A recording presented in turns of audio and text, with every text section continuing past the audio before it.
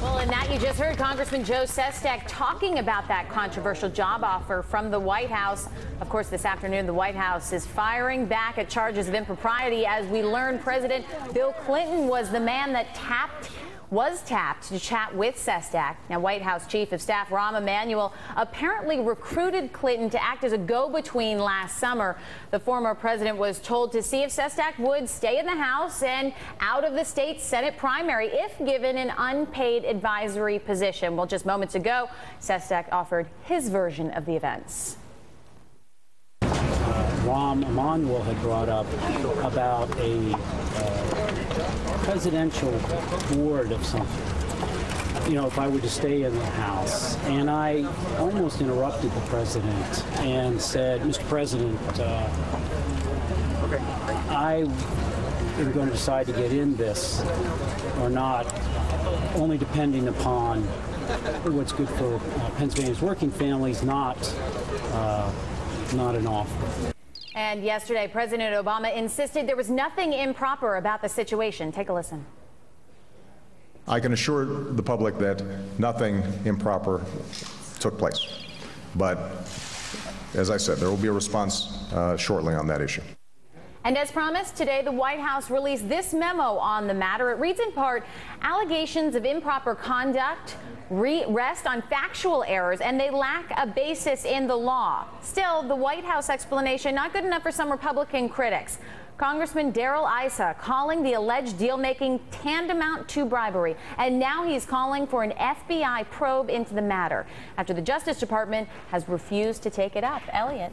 And we'll talk to Darrell Issa in just a moment or two. Joining us now is Melanie Sloan, Executive Director of the Citizens for Responsibility and Ethics in Washington.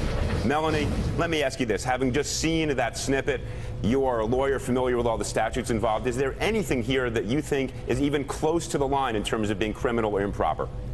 No, there is nothing remotely close to the line. As you know, as a former prosecutor, Elliot, bribery is a tough case to prove. You need an official act in exchange for a thing of value.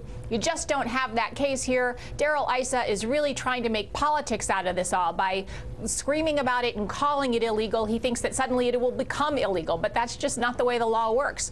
This may look a little bad. This may have an appearance problem, but there is simply nothing illegal here. Well, Melanie, I'm with you. I don't even think it really looks bad. We'll get to that in a moment. Now let's toss it to Darrell Issa, who's having a live press conference. Let's listen to him for a moment or two. And then, Melanie, hold on. We'll come back to you to discuss what he says. To whitewash their own actions as they have done. Remember, what we got today was the president's attorney giving us his legal position on, not binding, on why he thinks he's outside of ethical or legal boundaries, and yet any of you can read the U.S. Code, and it looks like it reads right on the code, because the word position is in addition to a whole bunch of other items, so that it's very clear that even a board, a commission, a position of honor, all qualify, even if there's no pay attached. Are you going to be satisfied with anything less than an investigation into this?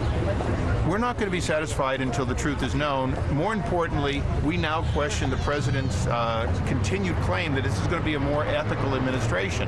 Because on the face of it all, even if he's cleared criminally, you've got to ask who was thinking that this was ethical or fit a high standard. And the defense by the administration, by the White House's statement is, well, this is business as usual. Other people did this. Well, if previous Republican and Democratic administrations committed crimes, if the governor of Illinois committed a crime, what does that have to do with the campaign pledge and the repeated pledges by this president that this would be a more ethical White House? It's obvious that that's no longer available to those of us who work with the administration trying to root out waste, fraud, and abuse.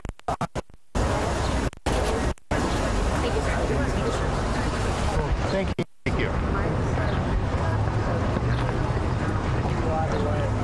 Melanie, I don't know if you were able to hear that, but it seems to me to be play technical lawyer for a minute. There are at least two significant problems here. First, he was offered a non-paying role on an advisory committee. That's not a job. That's really, there's nothing tangible to it. He was being asked to render advice. And second, there's no articulation of a quid pro quo. There was never, now you must support Arlen Specter in return for this. It was really an articulation of, wouldn't you do better as a member of Congress, an admiral, retired three-star admiral, to lend your expertise through this other venue, and it helps the party. Sure, it helps the party, but this is politics, nothing close to a quid pro quo that is within the ambit of what this statute is designed to address. Am I wrong in that legal analysis? Oh, no, you're absolutely right. And what's more, Mr. Sestak didn't have any kind of official act to trade. Not running for Congress, not running for Senate can't be an official act, which is the kind of thing he would have to exchange for that thing of value. So it doesn't play in any way. Darrell Issa has also been talking about another statute, which is trading a political position for political reasons. And first, you got to realize that almost every job in Washington is about politics. Most of the jobs in the administration are given to people who, for example, worked on the campaign. It seems that Mr. Issa would like to criminalize all of that. It's flat out ridiculous. Well, let me ask you then, to not play devil's advocate, but let me come at it from the other perspective. What would it have taken to turn this into an offense that would merit, in your views, and you're the watchdog, you're the aggressive voice for ethics as well, you should be, and we need not only your voice, but a louder voice for what you usually articulate. What would it have taken to transform this into a violation of law in your mind? Well, truthfully, under these facts, I think it's almost impossible because there is nothing Sestak had to offer. Not running for Congress couldn't be the kind of official act or thing of value he'd have to trade. So the only way you could have had a bribe, I suppose, is if maybe Mr. Sestak was offered bundles of cash. But it would still be a difficult case to prove. And really, the thing is that Darrell Issa is playing politics about political jobs. He's able to get a whole lot of reporters to focus on this and says even with today's responses, he's still not satisfied, and that's because he thinks he can make hay, just like the White House was trying to clear the field for Arlen Specter. Now, Darrell Issa and the Republican Party is trying to dirty up Joe Sestak and the Obama White House in order to make a better case for the Republican nominee, Pat Toomey. Melanie, now you're in D.C. You live in that cacophony of voices screaming politics all the time, and that odd mix of law and politics. Now play this out for us politically. Darrell Issa has succeeded in putting the White House on the defensive. The White House now needs to answer that Bill Clinton, at the behest of Rahm Emanuel, was making this offer. Where does this end? How do you cut this off without this becoming one more issue that will make its way into that cacophony of noise that is, unfortunately, political discourse these days? How do you end it quickly and let the public see a stupendous candidate like the Admiral, Congressman Issa, who, in my view, just watching that news conference, is articulate, thoughtful, speaks to the issues? How do you end this? It's very hard to say because Darrell Issa is going to keep pushing and pushing, and really the White House and Sestak should have gotten out in front of this months ago. There's really so little to this.